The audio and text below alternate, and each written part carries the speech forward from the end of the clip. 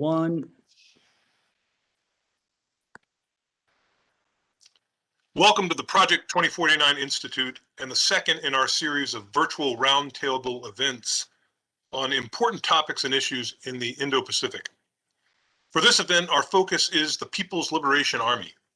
5 years have passed since Chairman Xi Jinping and the leadership of the Chinese Communist Party launched sweeping reforms of PLA aimed at maximizing the party's control.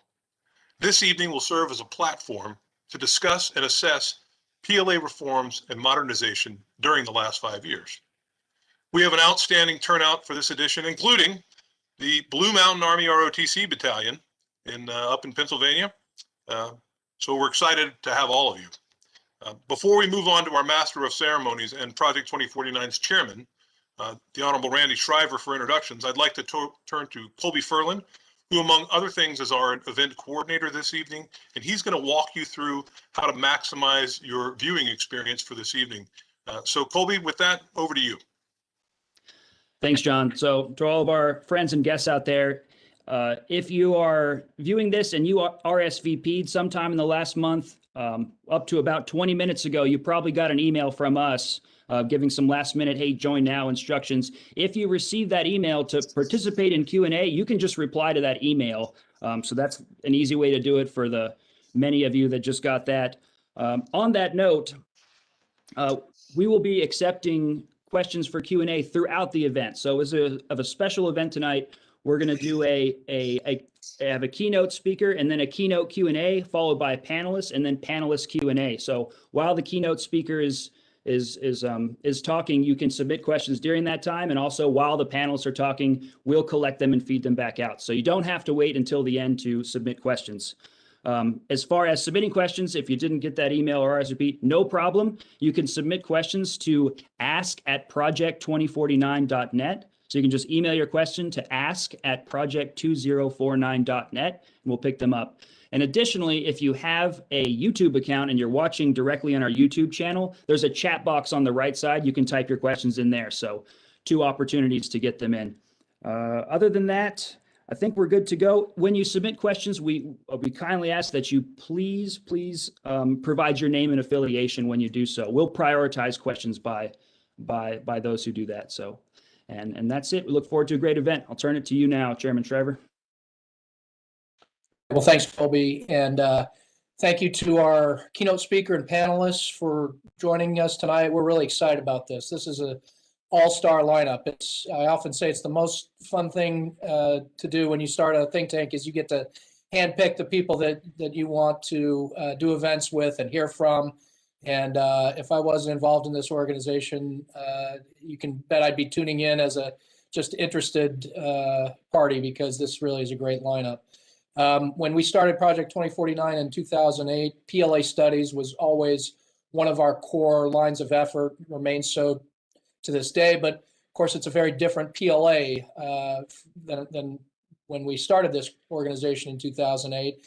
And those modernization efforts took a slightly different path when they introduced a series of reforms about 5 years ago. Reforms can be interesting. It's interesting to understand what the drivers are and motivations, but where the rubber really hits the road is ultimately warfighting. How will it impact the PLA's ability to either prevail or perform in a contingency? There are known contingencies out there, and we look a lot at the Taiwan issues and East China Sea, then the Senkaku dispute. We look at the South China Sea. So the reforms may be interesting in and of themselves, particularly for PLA and China watchers, but we thought it would be a good opportunity now to get this expertise together and talk about the real impact and why these reforms may be meaningful for our core security interests, and that really does relate to the known contingencies out there and how PLA is now positioned to perform in them.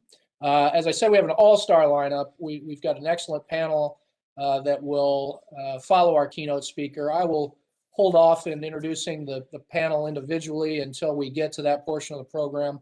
And at this time, we'll move to the keynote, and it's really my pleasure and privilege to introduce a colleague, Deputy Assistant Secretary of Defense, Chad Sbragia, Chad, who just left that role at the end of the last administration.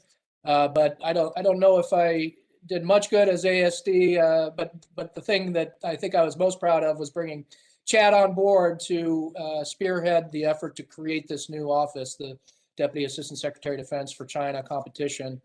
And so Chad brought tremendous expertise to that role, but he also brought an entrepreneurial spirit and effort to actually create and stand up an office of that importance. And for anybody who's worked in a bureaucracy and even more so if you ever worked in the Pentagon, new organizations, that's a tough thing to start and to work into the life of the enterprise. And Chad just did a terrific job with that. So as I said, he just left that position as DASD for China Competition. Prior to that, he was working as the director of the China Research Group for the U.S. Marine Corps, another organization that he helped stand up. Prior to that, he was in Hawaii working for the China Strategic Focus Group at Indo-Pacific. Chad, of course, is a Marine. He attended Arizona State University and later Naval Postgraduate School, the Defense Language Institute, and he studied Chinese at Capital Normal University in Beijing. Chad was an infantry officer and then transitioned to become a foreign area officer and had several tours overseas, including in the U.S. Embassy in Beijing. So he is a China watcher, a very experienced one. He's a policymaker and a very effective one. And I can't think of anybody that I want to hear from more on this important topic of PLA reform than Chad Sbragia. So thank you again for joining us, Chad, and look forward to your remarks. Thank you, Randy, for that introduction. It's probably a little too gracious, and I can certainly attest to your hand in transforming the department.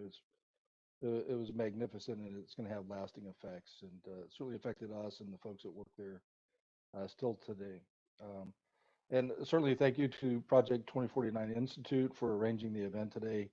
It's really my honor to hopefully help set the table a bit for really what I also agree is a very talented panel discussion. And I'm eager to join with the audience, frankly, in listening to their insights today. That really begins with applause for 2049 for really raising, I think, the right question to the panel, which is 5 years on, how are the PLA reforms progressing? What's the impact on readiness? And how may those reforms impact potential Indo-Pacific contingencies? I think, Randy, as you were noting, it's interesting to note what those reforms are, but really what's the effect of the reforms and the impact of them. And I know that would have helped me earlier, and it's certainly important to the community now. The topic is not only central, certainly to the Department of Defense and the broader China watching community in the United States, but really the entirety of the United States government and all of our allies and partners worldwide.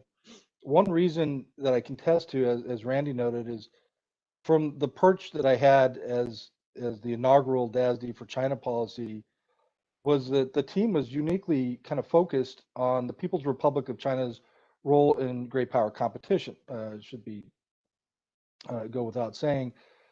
But one of those challenges, really, frankly, is that, and the heart of the discussion today, is that we were undertaking competition when we were really simultaneously immersed in the dynamic of the ongoing PLA reforms. And this wasn't always well understood and certainly wasn't always easy. What we could observe is that the PLA reforms, particularly in the context of other reforms, broader governance reforms in China, really are substantively changing the PLA and affecting the United States and others. And we need to understand that better and really hopefully help the next administration and other China watchers. One reason is what the PLA reforms mean for the near and midterm, as the Biden administration finds its footing in managing U.S.-China relations. It is weighing certainly a wide range of options for executing U.S. strategy towards China. Even as the details of U.S. strategic posture and approach towards China are constructed by the new administration, one element will remain crucial, which is understanding the trajectory of China and in particular the PLA. We need an autopsy, I think, on one hand, so to speak, of what we've witnessed to date from the PLA reforms, but more important, however, maybe an assessment that kind of projects into the future. I'll try to concentrate some of my short remarks on two features of the PLA reforms that we observed in the department, why they mattered, and what it means for the future, hopefully as an aim to kind of dovetail into the panel discussion that will follow.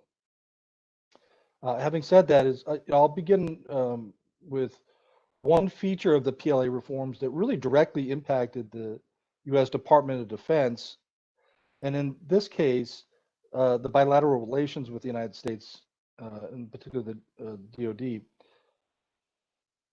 Of all of the comprehensive PLA organizational reforms, one of them included a shift in the name of the PLA office responsible for managing defense contacts and exchanges. Formerly known as the Ministry of National Defense Foreign Affairs Office, or MND-FAO, it's now known as the Office of International Military Cooperation, or OIMC. Now, inwardly, OIMC did not seem to change much with the reforms, and thus renaming, just the simple renaming, was largely viewed as a somewhat cosmetic change.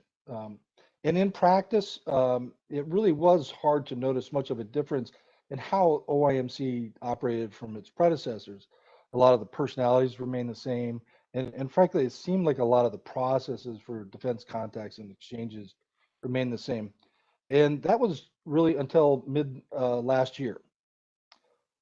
What we observed last summer is that the United States and other nations really, as they started to stiffen their responses to China, and you started to see the fruition of other approaches that had begun earlier. And I'll highlight one that was near and dear to us, which was the Indo-Pacific strategy report that frankly that Randy helped spearheaded. These really did drive Beijing's anxieties to really a new level, and in some cases, a new level of concern. By the fall, the PLA was privately and publicly messaging and undertaking other actions that indicated real concern by the PLA that the Trump administration may undertake an unprovoked military attack in China. As in China's words, an October surprise is the phrase that they kept using, and really pinned to or driven by the US election cycle. Now, there was no real basis for the PLA conclusion, or that there was no basis for that is really irrelevant. The PLA and the Central Military Commission, their perception and reaction was real and it was escalatory. Now, I'm very proud that OSD and really the Office of Secretary of Defense, particularly policy, and the partners that we had with the U.S. Defense Attaché Office in Beijing, we were very attentive to defense relations, the conduct of them, highly attuned, I think, to the signaling. And so I'm really proud that we were able to kind of recognize that a real crisis was emerging. It wasn't just fabricated or Chinese rhetoric. And I'm also proud that the DoD leadership both listened to and accepted and ultimately agreed with the conclusions that we had reached and directed appropriate responses that ultimately, I think, as the Chinese say themselves, really helped halt further escalation that was going down a bad path. As we move through that condition, though, through that period, really until the post-election period, we recognize that the PLA reforms, in large part, were really responsible for leading both nations down this path. Now, I noted that the PLA reforms didn't really affect how the OIMC operates internally, but there was a crucial change that we didn't really recognize 5 years ago as this began, which was the effect of the OIMC reporting directly to the CMC leadership or the Central Military Commission leadership, whereas in the past, its predecessor, MND-FAO, had a reporting chain through what was at the time the General Staff Department. Previously, one of the General Staff leaders, a senior officer, served as kind of the senior PLA officer for oversight of MND-FAO activities, and thus in effect, it helped keep it connected to a broader general staff. Now, however, the OIMC, based on the reforms, bypasses what is now called the Joint Staff, including the Military Intelligence Department. The result is that the Joint Staff and the bulk of the warfighting leadership of the PLA simply just don't have routinized interactions with, in this case, the U.S. Defense Department, making it much more prone to poor strategic assessments, isolated from official messaging and signaling processes, and really makes the warfighting element of the PLA much more likely to default to escalatory actions because of that lack of contact and interaction. While the PLA, I think, now recognizes that this is a bigger problem and are undertaking steps to fix that, this is an area that we're going to really have to press them on to make a correction and help them do so. This also underscores the importance of the panel's discussion, I think, later. The events of last fall demand that we really deepen our understanding of the PLA reforms and how they affect deterrence and escalation in time. This is not an academic discussion, frankly, but one that can and really must help us keep us from spiraling into the threshold of conflict as the consequences of miscalculation rise and the opportunities for them to do so expand as China goes more global. A second feature of what the reforms mean to us in terms of the future, and specifically, it's not only that the PLA is improving its technical capabilities or its global capacities and domains, or even the sophistication of its joint operations, but how and why the PLA is exploring new conceptual warfighting frameworks. More simply, the PLA isn't merely preparing to fight today's wars better, but really preparing to prevail in future wars, really wars that no country has fought. They haven't emerged yet in full form.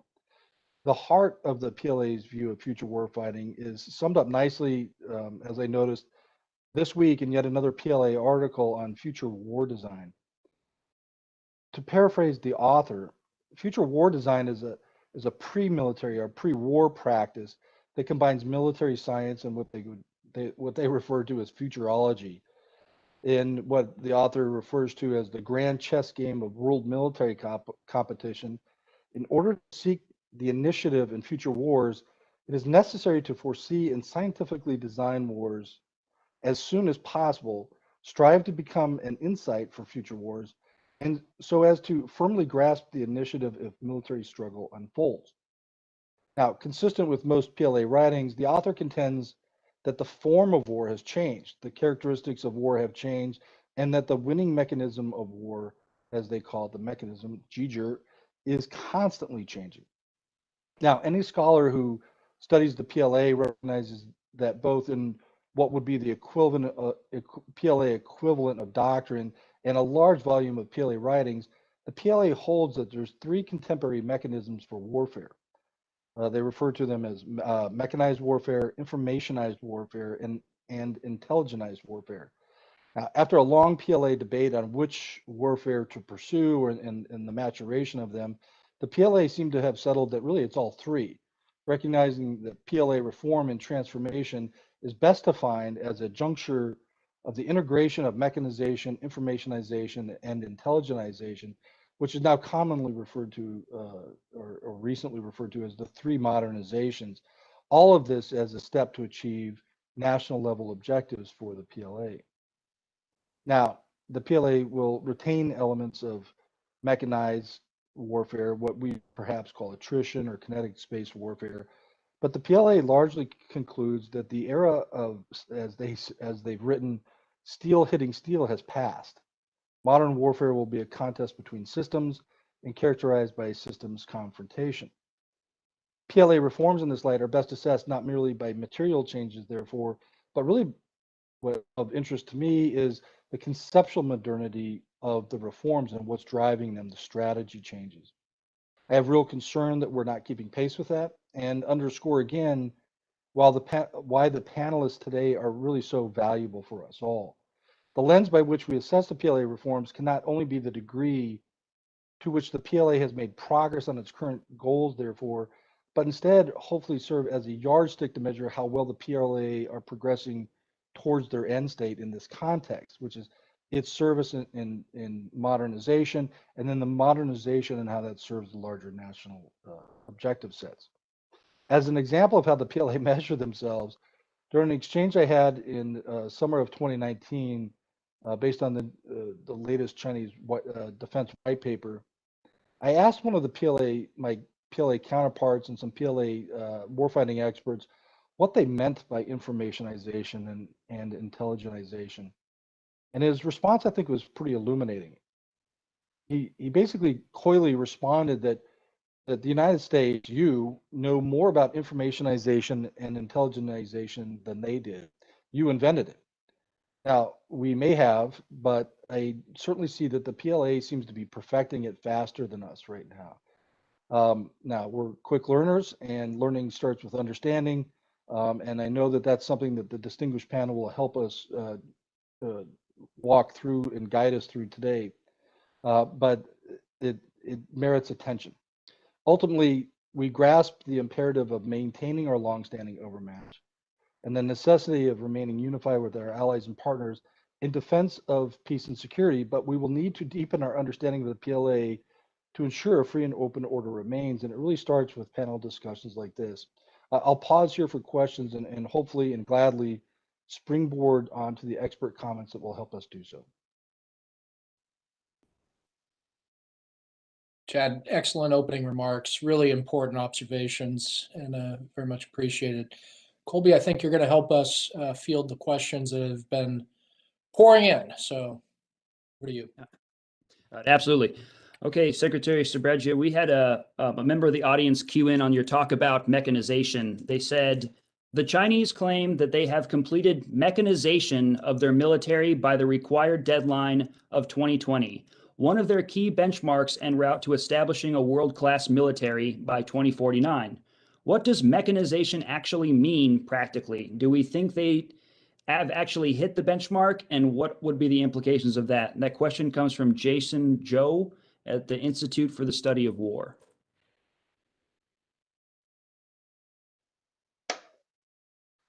Jason, yeah, that's a great question. I'll tell you, it was interesting when we received and discussed with the PLA, a very large body of kind of PLA experts who came to the United States to brief us about their last defense white paper, which within that paper, I think in the Chinese version, certainly, and I think perhaps in the English version as well, they actually gave a calibration. And in that paper, they said that they were actually not meeting their marks to achieve full mechanization by 2020, which has been a longstanding marker. I asked the experts about them, and they said, well, in the original draft, they, of course, very consistent with Chinese practice, that they had fully hit all of their markers and metrics by which they would achieve their objectives. But when they actually sent it around to their now joint staff to concur with what was proposed in the white paper, the joint staff non-concurred and compelled them to actually rewrite it to say that they were actually falling short on some of them. So if you actually read that last white paper, it actually does reflect that they were falling short. Now, more contemporary writings, more recent writings, they I think feel compelled now to write that they have achieved those. But having done that, it really serves as more of a transition point from moving from mechanization into an informationized and intelligentized approach to warfighting, which is the next marker that they have. For them, it seems very clear about what mechanization is, which is more of an attritionist-based, or as they say, steel-based form of warfighting, in contrast with future forms of warfighting driven by systemic confrontation, the conflict between systems rather than things themselves, less blowing up things and more disruptive actions. So hopefully that answers the question. Thank you, sir. Our next question comes from Shirley Kahn, an independent specialist in Asian security affairs. It says, Secretary Sbragia, you discussed how the PLA advances its reforms but lacks credible information about the United States. We do not seek any conflict. Question, is Taiwan implementing its overall defense concept, or ODC, both to deter the PLA and to ensure convergence in assessments with the United States rather than divergence and good information?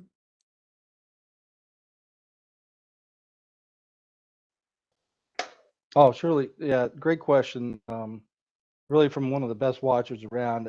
It's hard for me to assess Taiwan and their perceptions, the Taiwan Armed Forces, very well, but it really goes at a heart, and I took a lot of this from ASD Schriver when we worked together, which was really, and I think that this has had a little bit of a rebirth within the department, which is understanding that having interactions or defense contacts and exchanges with the PLA is a choice that of necessity, and it's not an either or choice between do I have good relationship or do I have good interactions or contacts and exchanges with the PLA, or am I tough on the PLA? I think that there's a reformation of how we kind of think about how we interact with the PLA, meaning as conditions for escalation, as conditions for competition intensify, you actually really need to reinforce how you have structured your contacts and exchanges with the PLA as a means of averting things from tipping into crisis with them.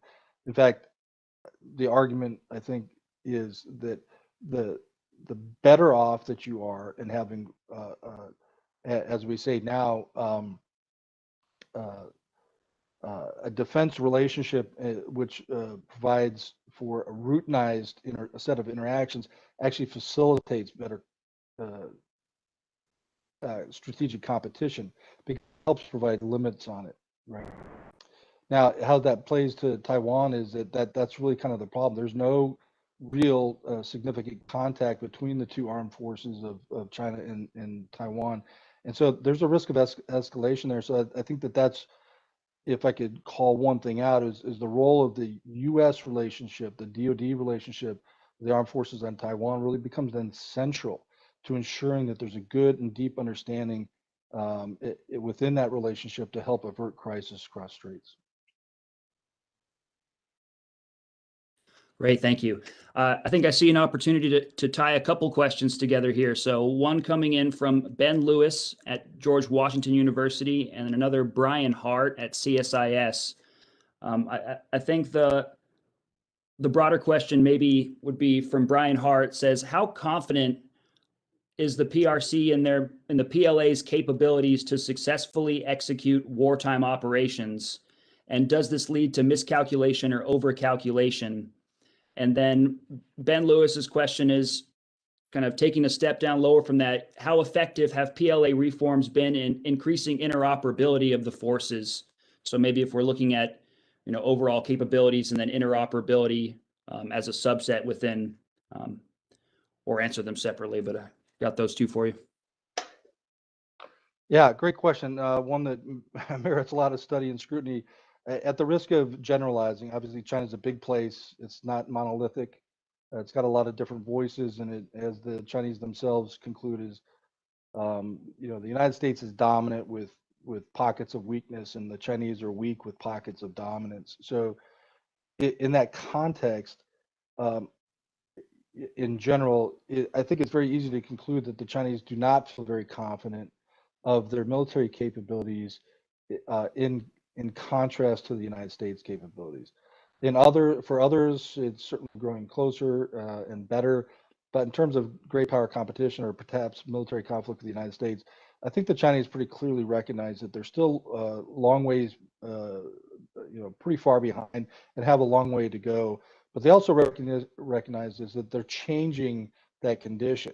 They're getting better every day. So, long way to go, but it's getting better. The one caution I would have is that if you worked on the China account for any period of time, is something that it's hard to come to grasp or hard to come to terms with initially, which is regardless of whether the Chinese think that they're behind or they think that they're ahead or they're full of hubris or or uh, have a lot of anxiety that is expressed through rhetoric as a means of deterring from putting themselves in a position that would be worse, is you can't conflate the fact that they recognize that they're behind with the fact that they would never undertake armed conflict.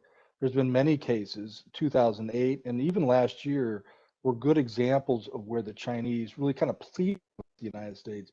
Please don't go down the path that would compel them to go to war, recognizing that they might end up even losing it, but the necessity to go to war regardless of that is a different question. And so that there's two facets of that. I think it's always a risk is if you conflate them is a recognition, a conclusion that the Chinese recognize that they're too far behind and therefore that they would never undertake military action. It's not true. They could actually recognize that and still be compelled to undertake military action. Therefore, that deterrence has to be that aspect of deterrence has to be factored in or calculated. Great. And with that, I think we should turn it back to Chairman Schriver. I know we've still got a lot of questions coming in, and we're thankful for our audience for doing that.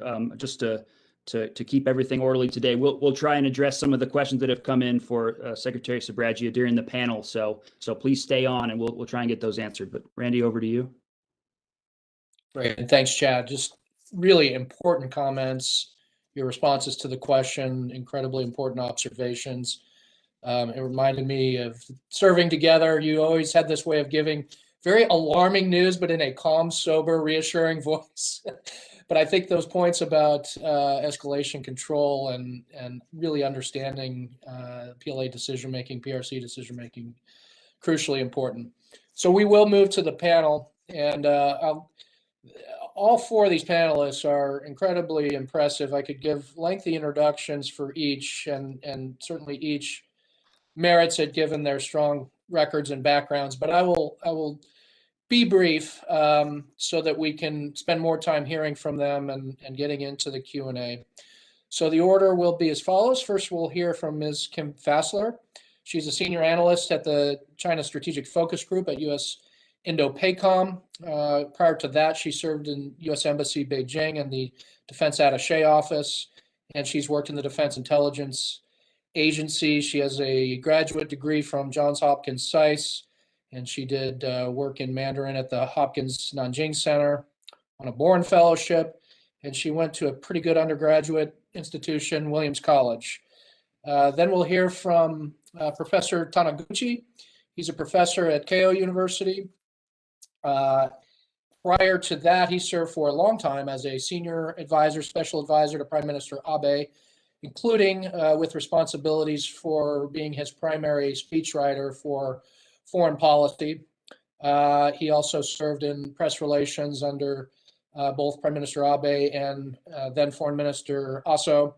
He had many years with Nikkei Business, weekly magazine, and he holds his LLB from University of Tokyo and a doctorate in national security from Takashoku University.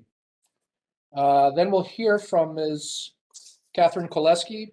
She's currently a program analyst at the Defense Innovation Unit. She also does some work on China's civil military fusion efforts, where I've worked with her a little bit and got to know her a little. Prior to that, she worked for the U.S.-China Security and Economic Review Commission and had a number of very important research areas, including looking at China's pursuit of cutting-edge technology such as AI and biotechnology. She also went to a pretty good college, Colby College, and has a graduate degree from at Tufts University. And she has published many important articles and interesting pieces. Last, we'll hear from Mark Stokes, who is our own executive director here at Project 2049. Mark is a retired Air Force officer. He had tours in Beijing, tours with the Air Force staff, and I first worked with Mark closely in the Office of Secretary of Defense, where he was the China director, and including responsibilities for Taiwan. His work in the intelligence community was really cutting edge, particularly on missile and space forces. He writes a lot still on Chinese military modernization and does interesting work related to China's efforts vis-a-vis Taiwan. Mark went to a great university, Texas A&M University, and did graduate work in Asian Studies and International Relations at Boston University and the Naval Postgraduate School. So all-star lineup. Ms. Fassler, if you could kick us off. Great. Thank you, Chairman Schriver and the organizers at Project 2049 for inviting me to speak. I am really humbled to join this panel of experts to talk about the People's Liberation Army. Before I start, I am obligated to say that these views are my own views. They do not represent the official policy or the position of the U.S. Indo-Pacific Command, the Department of Defense, or the Defense Intelligence Agency. So our panel was asked to reflect on the major PLA reorganization of the last several years and its relevance to China's strategy, and also implications for the Indo-Pacific security architecture.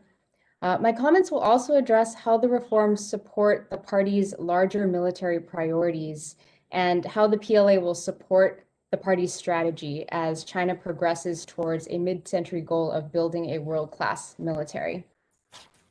So looking back on these reforms, they were first previewed in a sweeping national reform announcement, collectively called the Decision, that was issued in 2013 during the 18th Central Committee's third plenum.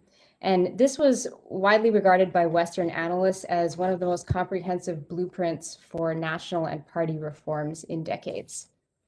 Over the next 2 years, as the PLA bureaucracy began to churn around how to implement these wide-ranging reforms, there were 3 themes that emerged, and they were obey the party, fight and win, and maintain excellent conduct.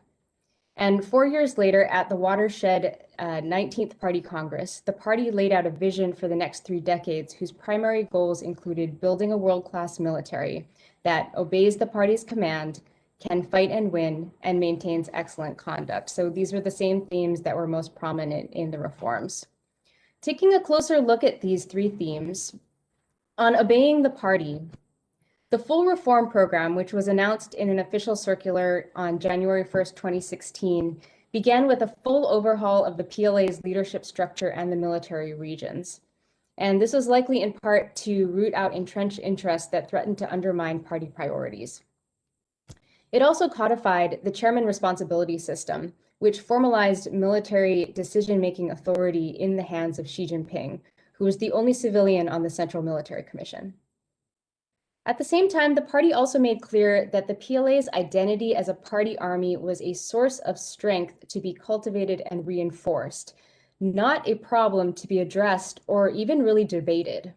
As reforms were discussed in the early days, the official media quickly quashed any rumors that they would lead to a Western-style national control of the military.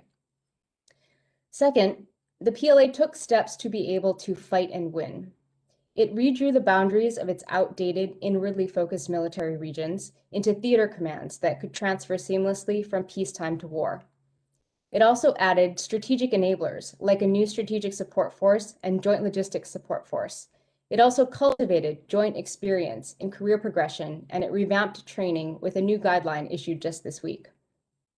In 2014, China's updated military strategic guidelines, akin to a national military strategy, provided justification for these changes and guidance for the type of conflict that China could expect to fight, urging the PLA to focus on winning informatized local wars.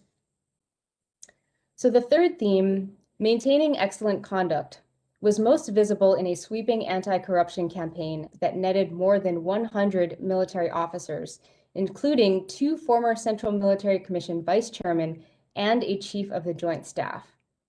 The PLA also updated or revised many rules and guidelines that were meant to eliminate ambiguities that previously allowed corruption to fester. During the leadership transition in 2017, the PLA's head discipline inspector was placed on the Central Military Commission, underscoring that the party saw good conduct as an essential component of the reforms. So during my tour at Embassy Beijing, we observed what it meant to maintain excellent conduct in our day-to-day interactions. For example, at banquets, guests were only allowed 1 small glass of baijiu.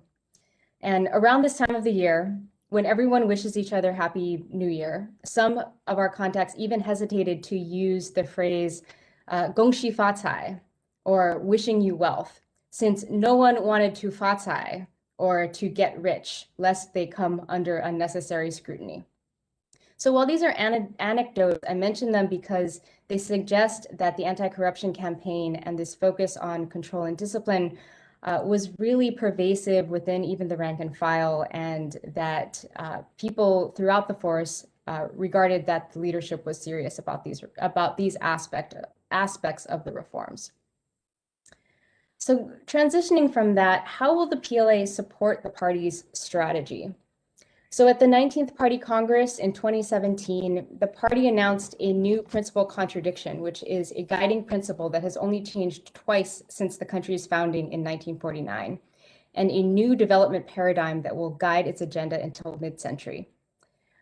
This change reflects China's assessment that internal and external challenges are fundamentally different than they were in the 1980s and the 1990s reform era.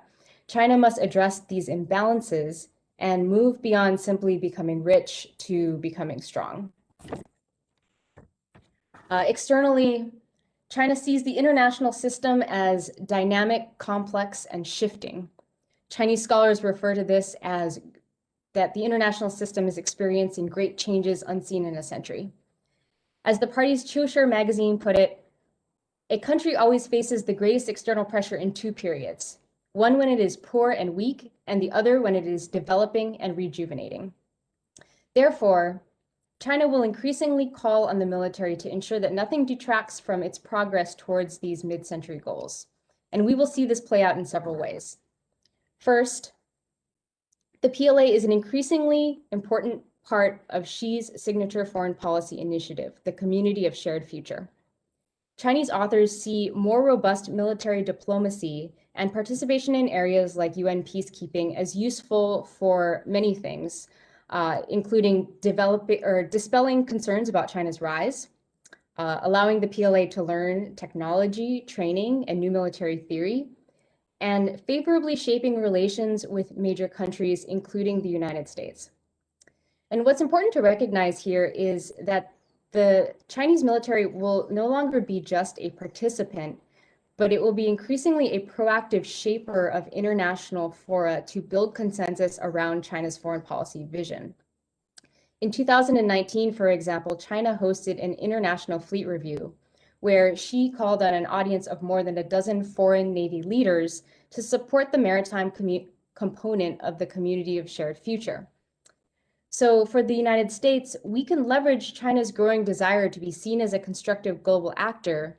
However, we need to be cautious that the US presence in any of these forums does not give unintended credibility to party concepts that are not in our interest. Second, the United States and China's competing operational visions for the Indo-Pacific region will come into sharper focus in the coming years. The US Indo-Pacific strategy centers on an enduring US presence in Asia, with the US as a foundational piece of the regional security architecture and the rule of law in that region. And by contrast, Xi Jinping has called on Asian nations to build a new regional security architecture because China sees a strong US presence and the US network of allies and partners as constraining its freedom of maneuver and sometimes emboldening its neighbors. So to that end, reforms that make the PLA and the People's Armed Police a more joint and agile force that strictly adheres to the party's orders and its foreign policy priorities will make China better able to respond to complex regional security disputes. Finally, military operations and strategic signaling will be a larger piece of China's regional approach. With new capabilities, improved command and control, and greater discipline, China will be better able to leverage the military element of national power to coerce its neighbors. And last year, we saw this very vividly in the unusual integration of political messaging and military signaling about Taiwan. China used exercises and unprecedented flights into Taiwan's airspace to coerce Taipei, raise the stakes for Washington, and ultimately warned the US against political moves that China saw as emboldening Taiwan and changing the status quo.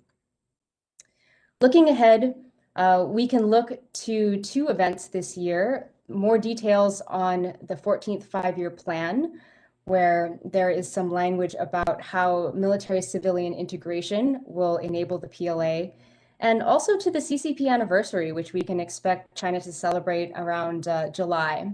Expect more nationalist language, and perhaps for those of us analysts watching the situation, more insight into what China envisions for the military for the future. That concludes my remarks. Thanks very much. Look forward to your questions. Kim, thanks. That's excellent. Really appreciate those remarks. Taniguchi-san, over to you.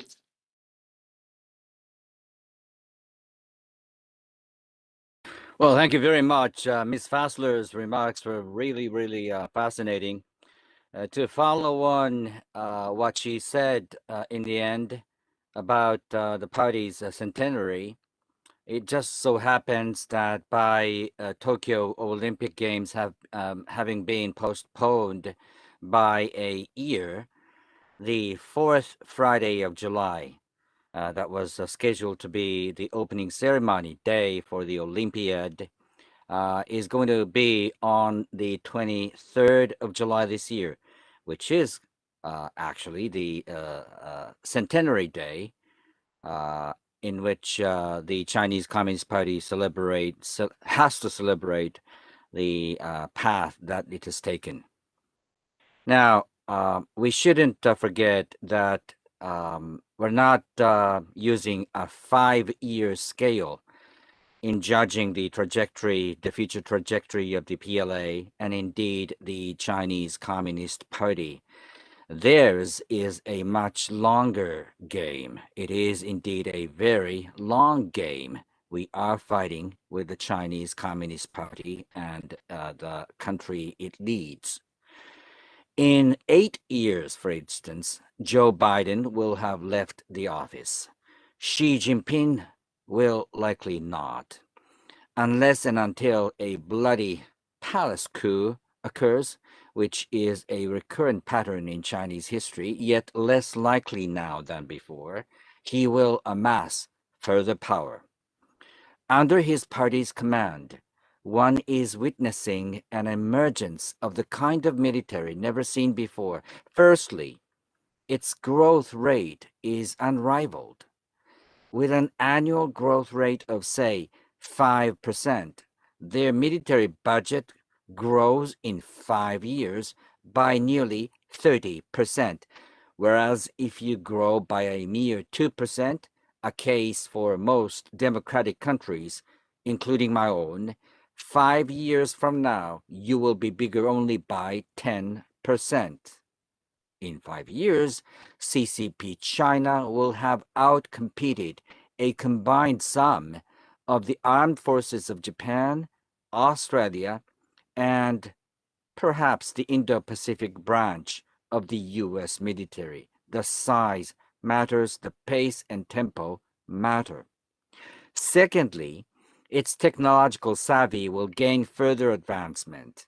One should go only to the annual report the Pentagon puts together as regards Chinese military to see where and how the CCP makes concentrated attempts. The areas being explored include quantum computing, cyber and space warfare technologies, and lest we should forget, one of lawfare, as was evinced by the enactment of the new Coast Guard law, which gives further complications to the Senkaku situation, which I will touch on later. Japan, under former Prime Minister Abe Shinzo, has increased its budget allocations for its 3 branches of self-defense forces. In 2012, before Abe came back in office, the SDFs obtained 4.65 trillion yen. Forget the exchange rate for now. In 2021, the budget amounts to 5.49. A substantial growth in Japan's own standard, yet it has grown only by 18%. Similarly, on Abe's watch, the budget for the nation's Coast Guard increased by 22%, which is not a bad number. But you have to remember that Japan's exclusive economic zone in the seas is the 8th largest in the world and larger than the EEZ for China.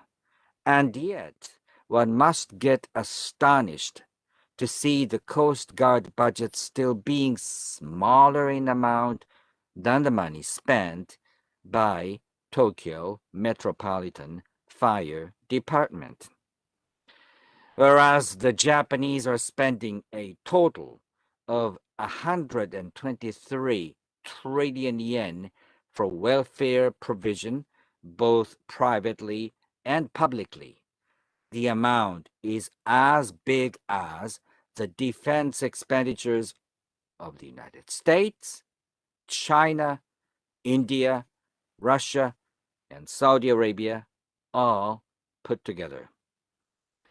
All told, Japan must spend more and even more on its national security, even under the constraint that 73% of Japan's national budget of 102 trillion yen, which is bigger than Turkish GDP, is actually fixed for public welfare spending, paying back government bond obligations, and the money to be given as subsidies to local municipalities.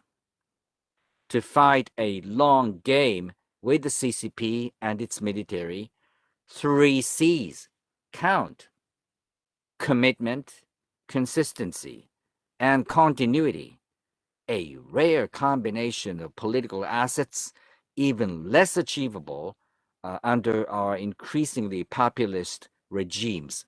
We must earn them.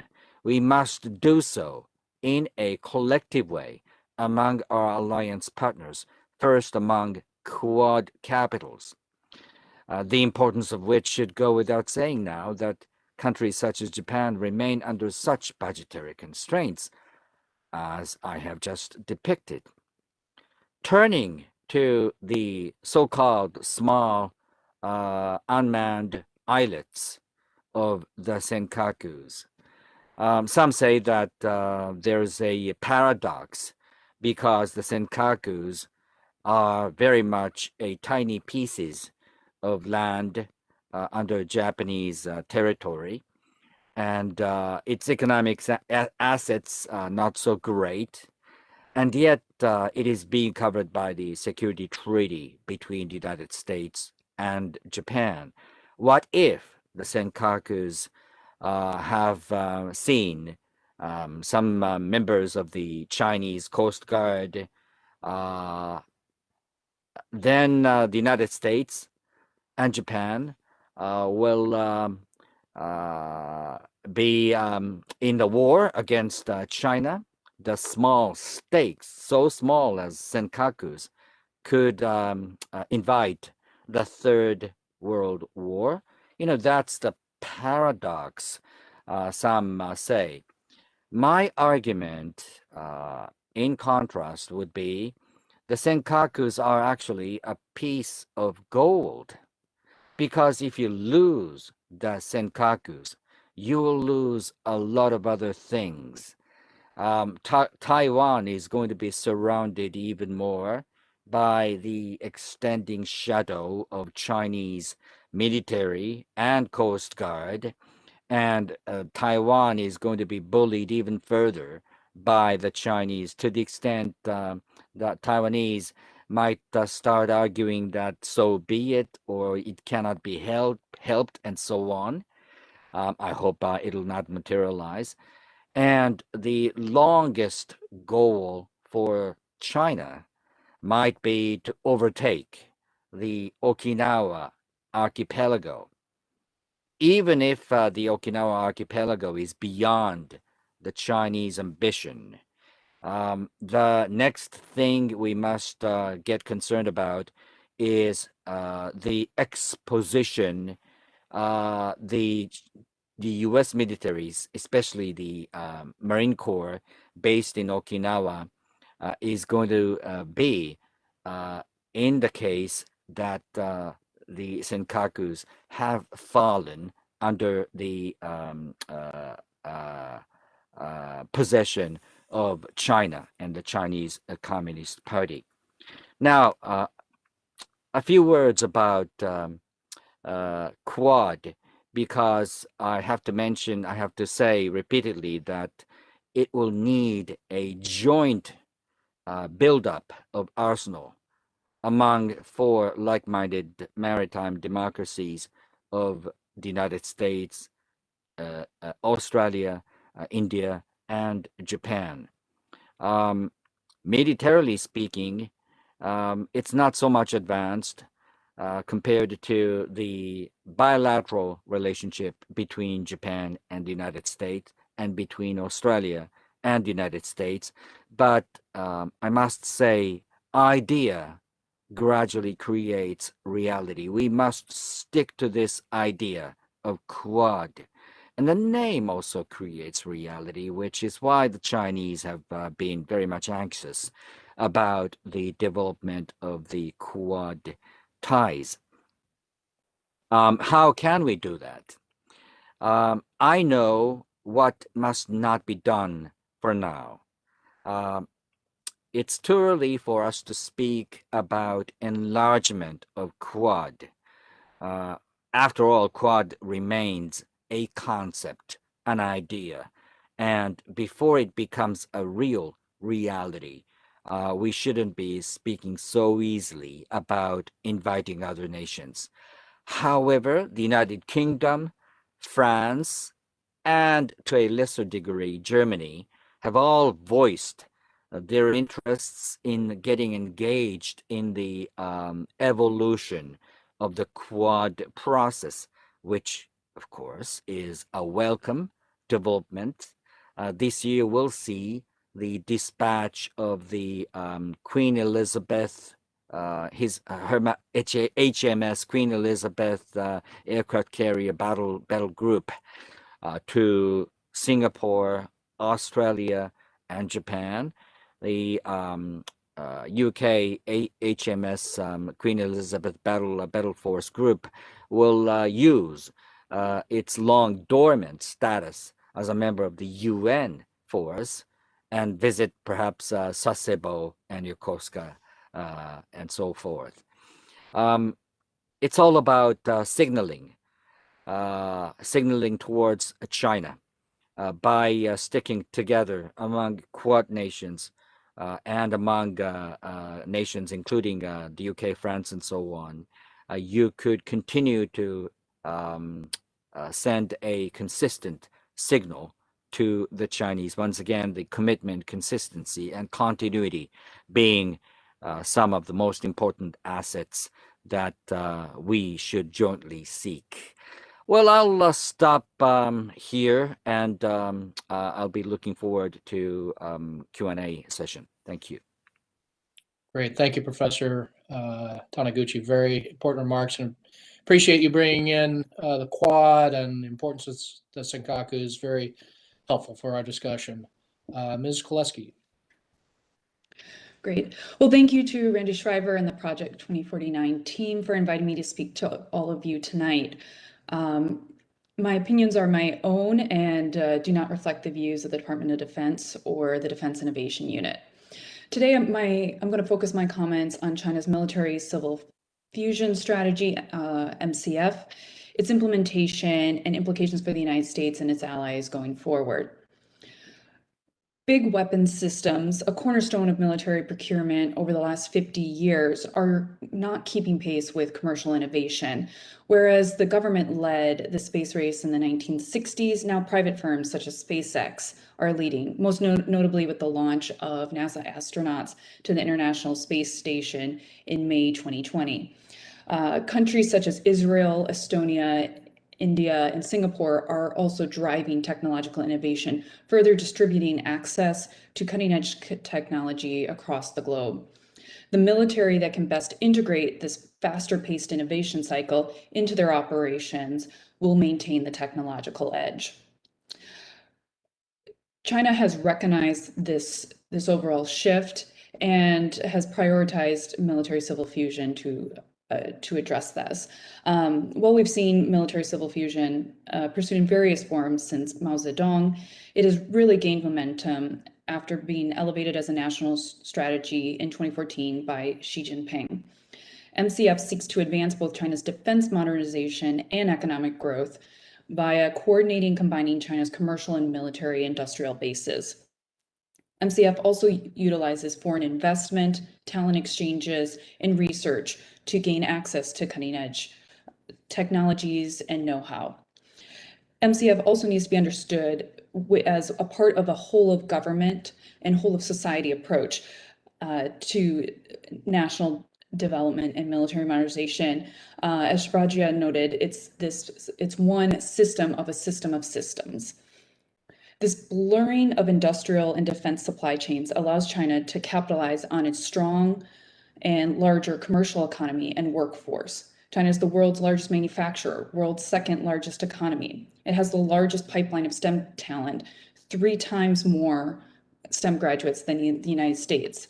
More recently, China is emerging as a global leader in areas such as 5G, AI, genomics, and autonomous systems, led by commercial giants Alibaba, Baidu, BJI, and Huawei.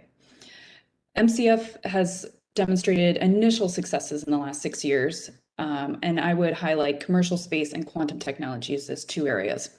In space, the Chinese government has provided funding, spun off defense innovations and patents to the private sector, and enabled close collaboration between defense state-owned enterprises and startups. By comparison, China's advances in quantum technologies relied more heavily on joint research and talent exchanges with foreign research institutes. However, significant challenges remain. Vested interest and onerous regulations make competing in the defense market difficult. For example, the Chinese government streamlined licensing processes for firms to participate in the defense market by consolidating the number of licenses required and accelerating the timeline from 4 years to 6 months. Even with this reform, 2 years later, only 2% of China's private high-tech firms were involved in the defense industry in 2019.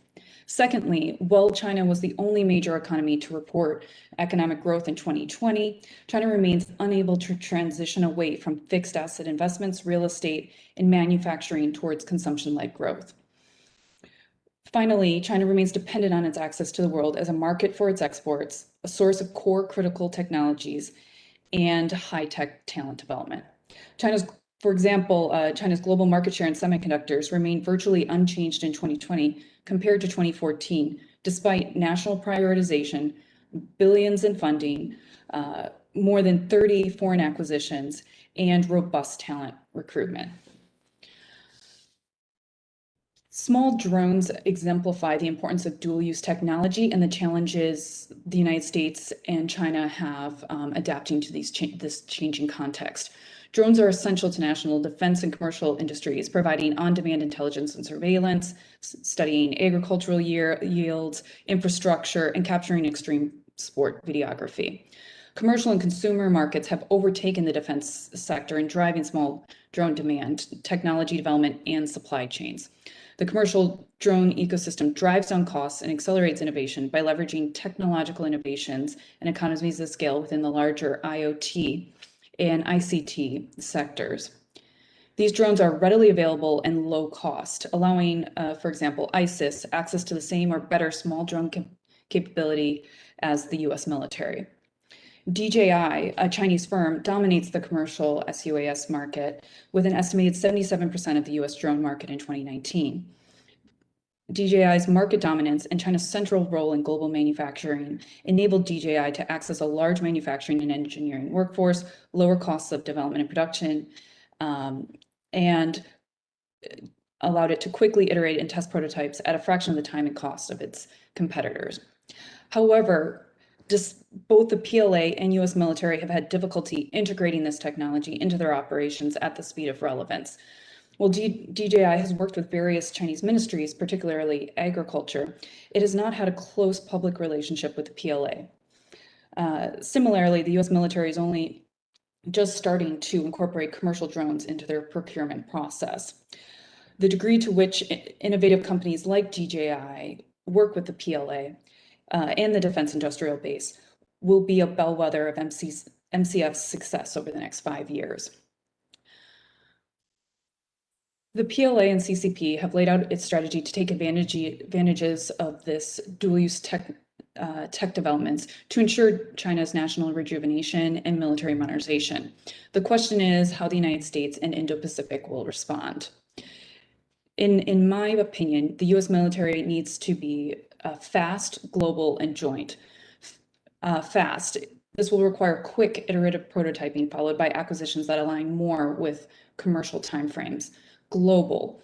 The U.S. military will need to take advantage of cutting-edge technology wherever it is invented. And joint. The United States can enhance joint interoperability by sharing and jointly developing dual-use technologies across the services and with its allies and partners. Thanks, and look forward to your questions. Catherine, very much appreciate your remarks, and thanks for those policy recommendations at the end. It sounds like that might be some things you're working on at DIU. So appreciate you introducing that. Executive Director and Lieutenant Colonel retired Stokes, you're next. Thank you very much. First of all, you can hear me, I assume. I'd like to express appreciation, Chairman Schriver, for, as well as Colby, Emily, and our staff and all of our participants in this event today. It's a pleasure and an honor to be able to discuss one of my favorite topics. What I thought I'd do today is sort of address in a little bit more detail the reform and reorganization and some of the implications of these changes, looking back over the last 5 years and perhaps looking forward over the next 5 years. And then and looking specifically at implications for readiness of the People's Liberation Army or PLA to be able to respond to a range of contingencies around its periphery and other parts of the world. And then wrap it up perhaps with implications for potential contingencies, implications for the United States in responding to contingencies in the Indo-Pacific region. So with that, let's sort of address a bit what the reform and reorganization was, and it can be many different things to many different people. Personally, the aspects I've looked at the most would be associated with command and control, looking at issues associated with the strategic nuclear forces or the former Second Artillery and what is now the PLA Rocket Force, and also looking at a bit at the strategic support force, establishment of the strategic support force. In really what the reform reorganization from a structural perspective entailed was the transitioning at the Central Military Commission level. It's the transitioning of what used to be the 3 general departments. That's the General Staff Department, the one that Deputy Secretary Sbragia mentioned. The second one would have been the General Political Department, and then the General Logistics Department, as well as the General Equipment Department or General Armaments Department. Doing away with those, let's say around December 2015, and roughly in their place, the establishment of the Joint Staff Department, the Political Work Department, and the Equipment Support Department, as well as a whole range of other organizations that were directly resubordinated to the Central Military Commission. So one of the purposes of this restructuring was separation of command functions from administrative functions. Command functions would be those tasks and responsibilities that would exist within for example, a command center, a command control system. So taking these functions and separating them from the administrative functions. Examples of administrative functions would be, let's say, for example, assessing investments into preliminary research into military technologies, research, development, and acquisition of increasingly sophisticated systems. In the past, many of these functions were combined, both the operations and the administrative functions like research, development, acquisition. So the separating of these was significant in my view. On the command side, what is now the Joint Staff Department appears to have been streamlined to those functions and retain those functions from the old General Staff Department that were directly associated with supporting the transition of the PLA and the Central Military Commission from one state of readiness to the next state of readiness. It's not clear exactly how the PLA is organized in terms of the readiness states or readiness conditions, but notionally, let's say you have peacetime, and then you have increasingly some more significant readiness levels, let's say 3 from level 1, level 2, and level 3. With each level requiring different sorts of manning at a command center and different sorts of states of readiness on an individual unit basis. So what you also had here associated with the reform and reorganization was the establishment of organizations such as the PLA Army, which before had been integrated because it is the PLA Army already by itself, but what you had is a much more clear and separate organization responsible for training and equipping those units that would be designated as Army, and also make the Army equivalent to the other services such as the Air Force and Navy and what is now the Rocket Force. So there was a fairly significant modification that made it more equitable in terms of shares of resources and intention within the Central Military Commission. She also had the establishment of the Strategic Support Force, which is significant in a number of perspectives that I'll discuss a little bit later. But with the Strategic Support Force, what you had is consolidation of organizations both on the space side, consolidation both of the space launch and tracking and control functions, but consolidation with them with the applications of those space assets. Applications being like when it comes to, for example, electro-optical reconnaissance systems, the take from those particular capabilities. What the organization also entailed was the disestablishment, in so to speak, of the 7 former military regions and the establishment of 5 theater commands. In effect, what it means is that you had the consolidation of 2 of those former military regions up in the Northeast and in the West, consolidation of those 2 in terms of streamlining.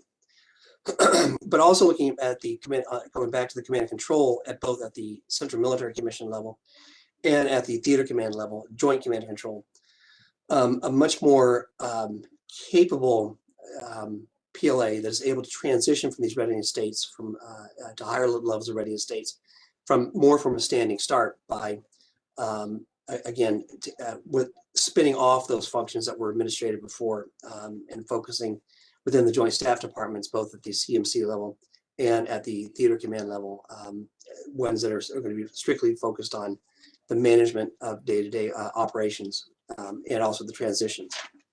So with this, how has the reform and reorganization progressed? It's difficult to say how it's progressed, but I think can say with some confidence that it has increased the ability because of their restructuring of the research, development, acquisition structures that exist, that it is probably helped them to be able to field systems and new capabilities faster than they were otherwise. Notionally, let's say in years past, to be able to field a new variant of a ballistic missile could have taken 10 years or so, moving through the different phases of the research and development process. Now it appears that they have been able to accelerate that by strictly focusing on these aspects. Part of the other part of this was the establishment and shoring up of the Academy of Military Sciences to be able to address the systems with systems confrontational issues, be able to look at entire types of systems with the establishment of the Academy of Military Sciences Academy of Systems Engineering in particular warrants highlighting, and particularly in one area of electronic warfare or information warfare, to put it in that sense. So this was a significant change. How has the reform and reorganization affected readiness? Well, it depends on how you define readiness. It also depends on answering the question, ready for what? There are two, ready for what could be either a general use of force to be able to respond to some infringement of what's perceived as Chinese sovereignty, or some sort of infringement upon what they call territorial integrity, divide up into these things. So again, repeat, it probably has, the reform reorganization of the last 5 years improved their ability to transition up to higher readiness levels, be able to respond faster from a standing start, particularly on the command and control, but is yet to be seen how it's affected other aspects of readiness, such as training and logistics in particular, sustainment of their force. One other key issue to be able to focus on as an example of research, development, and acquisition is looking at the rocket force and their ability to field either brand new missile systems, let's say, for example, a DF-17, Dongfeng 17, probably the first generation system that could be defined as a hypersonic glide vehicle, for example, and the ability to field systems like this and perhaps follow-on capabilities to, for example, the DF-26 intermediate ballistic missile, intermediate range ballistic missile, being able to subsequently deploy increasingly sophisticated variants of this. One other aspect of the reform reorganization is greater emphasis on an integration of various aspects of in the old days used to be called information dominance. Information dominance consisting of all the way from electronic warfare, electronic countermeasures, which would include both protection of your own systems, be able to defend your own, basically to ensure dominance over the electromagnetic spectrum in a contingency. But combining this with, for example, dominance in the cyberspace, as well perhaps as dominance over the cognitive space, meaning, for example, the psychological space or the decision-making space. And this is found in the establishment of the Strategic Support Force Network Systems Department, in which they consolidated the former General Staff Department, Technical Reconnaissance Department, roughly analogous to the United States National Security Agency, with their former Radar and Electronic Countermeasures Department, or Fourth Department, under the General Staff Department. Merging these two together, this would be roughly, for lack of a better analogy, the combination of the National Security Agency on the US side with an organization I'm not sure really exists, but responsible for the strategic level electronic warfare, and then on top of that, combining that with whatever organization would exist in the United States for psychological operations. It's a significant change and has the ability really to be able to cause a major shift in relative balances, particularly in the area of electromagnetic spectrum operations. So let's look at the implications for regional contingencies. As I mentioned before, there are two general categories of regional contingencies, perhaps.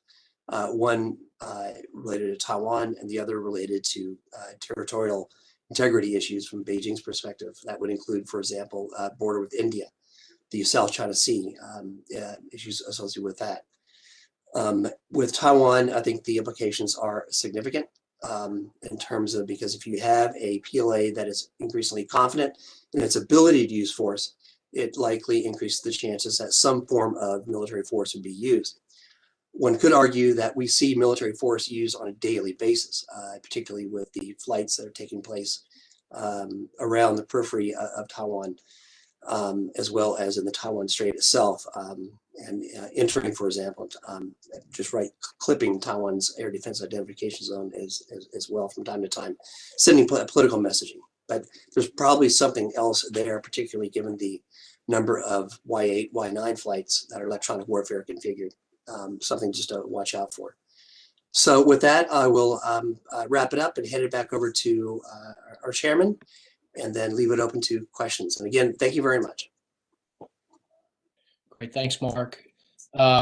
We had 4 excellent presentations, and we have a little bit of time left for questions. I think are we going to do a lightning round here, Colby, who's been collecting the questions? So I'll turn it back to you.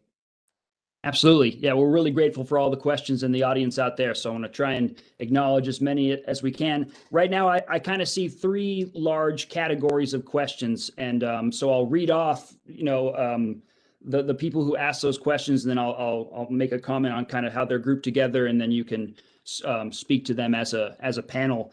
So the first big question category is on the topic of kind of the future and signaling and trends. So we have a question from Steve, goes by Scuba Schinkel, Air Force military professor at the Navy War College, says, would you guys be able to comment on the completion of the recent 5th plenum with regards to PLA and the changes they announced? It seems that they've advanced their timeline of achieving a world-class military.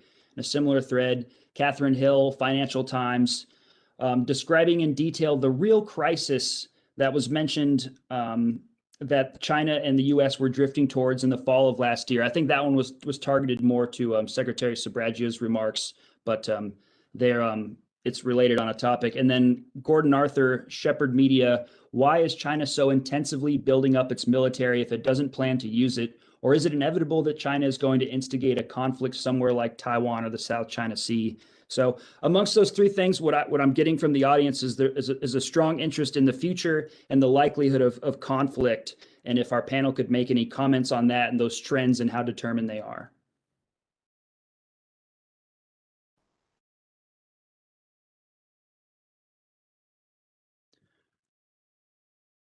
Yeah, Colonel Stokes.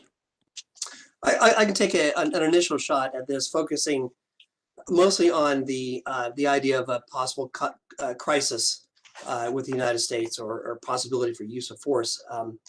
Yes, heavy investments into use of force does imply an intent to use them, but that's all part of deterrence. And I think to a large extent, it's also useful to note that the PLA is a political army, or a political military establishment, which means it is very much under the control of this Chinese Communist Party.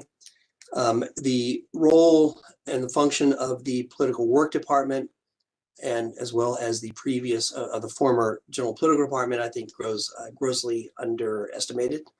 It is not just a force for propaganda, defense propaganda, not just a force for internal security or military security, but it is also the primary instrument of Chinese political warfare or defense political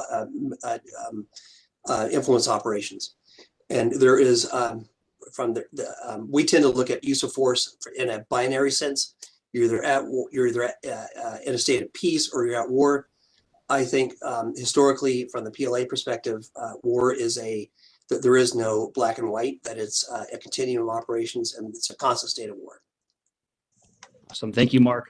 Wanted to weigh in on the world-class military question. So 2017 19th Party Congress, there were a number of goals for the PLA that were announced, and one was by mid-century building a world-class military, and by 2035 basically completing military modernization. So some people see the announcement of this interim 2035 goal as accelerating the PLA's modernization. In the 1990s, Jiang Zemin issued a 3-step plan that would have achieved the goal of basic military modernization by the mid-century, but pushing that goal up in a way to 2035 is seen as an acceleration of it. I think regardless of how you view it, it does reflect China's confidence and doubling down that the things that they are doing are going fairly well. There is a sense of confidence in Beijing that they are on track. They are doubling down on their governance model. So on the second question about will the PLA start a crisis? Why are they building a military if they don't intend to use it? I think you have to look at the big strategic goals. For a very long time, China has felt that it needs to have a strong military commensurate with its international status. I think as Mark said, that you can do a lot of things with a large and powerful and global military that are not necessarily fighting in a conflict. One of those things that I mentioned is deterrence, better deterrence of other regional actors or even the United States that are trying to take things that you trying to believe belong to you. So I think that there are actually many applications for a fully modernized world-class military besides simply what we think of as using for kinetic conflict. Thanks. Oh, thank you. If All right. if I may pick up the third question, one way to understand why the Chinese are doing what they're doing is to remind us that China is unique in the sense that it is standing alone, supported by no one else. China does not have an alliance partner. You could say Pakistan, North Korea are Chinese alliance partners, but there are more on the receiving end than the giving end. So China must protect its stakes alone by itself. And that distinguishes China from countries such as Japan and Australia. For Japan and Australia, trading between the two nations has gone on without considering any threat until very much recently, because the Pacific Ocean was the American lake, but not for China. China is trading heavily with Peru and Chile, and that's the longest sea line of trade on the surface of the globe. But they are operating in the basically enemy's territory, which is the reason why they have to half colonize Fiji, for instance. Fiji stands right in the middle. It's the midway between Shanghai and Peru and Chile. So one has to always remember that China, despite its size, feels very much alone by itself. And if you add the long-standing sentiment that China is an injured animal, humiliated by many others, the final brush coming from Japan, one must always remember those psychological elements as well. Okay, great. Yeah, I think be a good opportunity now to segue to our second round of questions. So we have a big grouping on maritime and PLA Navy focused questions. So I'll read those out, and then that'll probably wrap us up given the time. So another round of this. But so the questions, we have one from Elizabeth Cady, Middlebury College. How do you see China's continued production of large surface craft, such as aircraft carriers, shaping the PLA Navy's future maritime strategy? And then on also that note, Brian Cotto, affiliated with the U.S. Navy, how does the Maritime Militia PAFMM factor into the PLA reforms? Will they play a more prominent role in PLA operations outside of harassment, presence establishment? And then another Navy question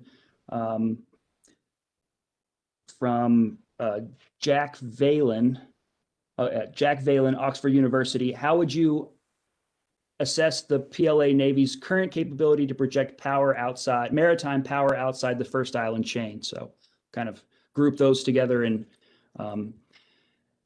let's see, let you take them at will. But we can start. I know Ms. Koleski didn't get to answer on the last one. I don't know if she wanted to start. If not, Mark, I saw your hand go up. We can switch. Mark, to you, sir. I can address a portion of that. I haven't focused that much on the PLA Navy's more global ambitions or outside of the let's say, for example, what they define as the South China Sea is there at that water space. But on the maritime militia thing, one could rephrase the question a bit and look at how the reform reorganization has affected the management and control of operations in the South China Sea. For example, how in the past have they coordinated across the board, not just the PLA Navy, but also, for example, the PLA Army since 2015, 2016, but also Coast Guard and issues like that. One of the underreported aspects of the reform organization, I think, is the restructuring of how they manage these things. In the past, it appears that the management of their, both in terms of investments on infrastructure, not just of the South China Sea, but also of other border areas, for example, bordering India, Burma, and other areas in the region. It appeared to be within the purview of the State Committee for Border and Coastal Defense that was chaired by the Minister of Defense.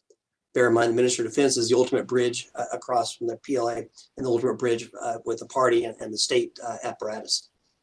Because you had not just the director of the State Committee, but also deputy directors that represented different parts of the bureaucracy, different parts of the organization.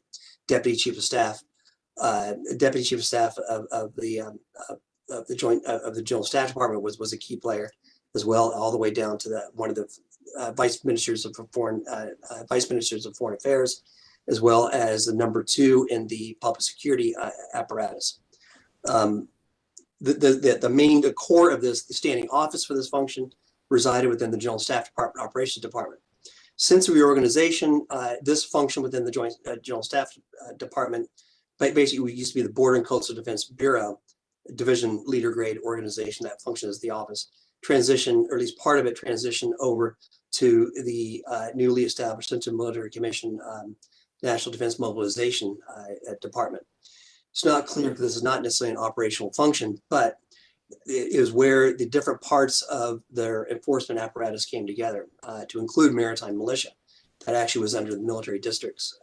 As far as I know, it still is managed at that level. But that would be the South China Sea, and these sorts of disputes is not just a maritime issue, but there was a significant role of the PLA Army as well, particularly in the South China Sea with the Hainan military district, all the way down to the prefecture level with Sansha.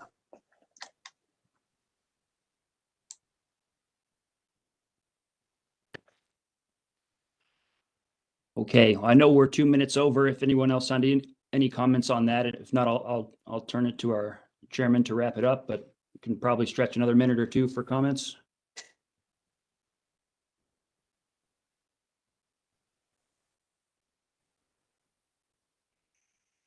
All right, Randy, well, I guess that's to you, sir.